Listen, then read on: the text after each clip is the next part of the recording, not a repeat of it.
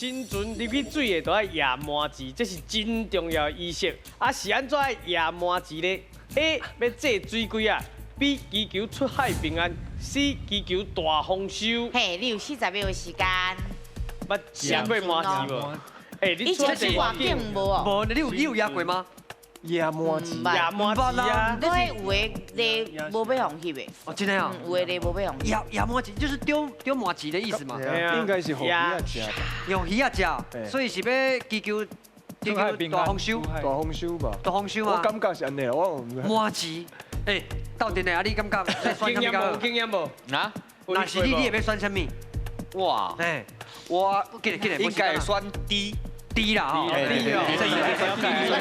问伊哦，恰贵恰有多啦。好啦，啊无咱好啦，无咱要平安啦哦，平安，嘿，要用看卖啊。这真正唔知影呢。好，有大毛，用看卖啦。好，来，你的答案是？我会确定，我的答案是 B。丢等于。好，来，咱来看一下，祈求出海平安，对唔对？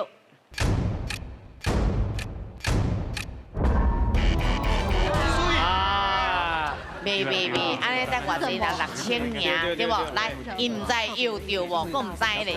来，有意见哦，有意见哦。但是一般若是拜土地公拜麻糍，伊都是会使念钱回来。哦，念钱，所以大丰收刚刚嘛是。所以安尼念起来就是，无可能是念水鬼吧？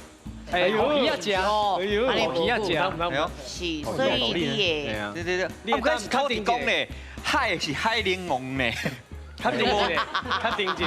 如果无讲，食麻糍比食塑胶好啊。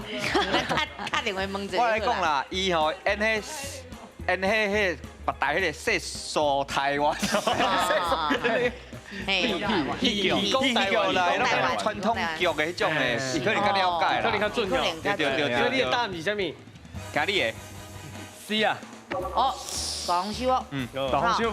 好，咱来看一下，祈求大丰收，对唔对？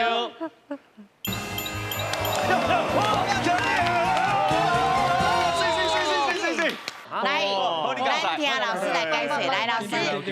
伊个新船进水，一般来讲，压麻糍有2款意思。第一个就是讲，因为咱出去就是要基本上是要掠鱼啦。虽然即摆有迄款游轮火船安尼吼，啊，毋过咱要掠鱼。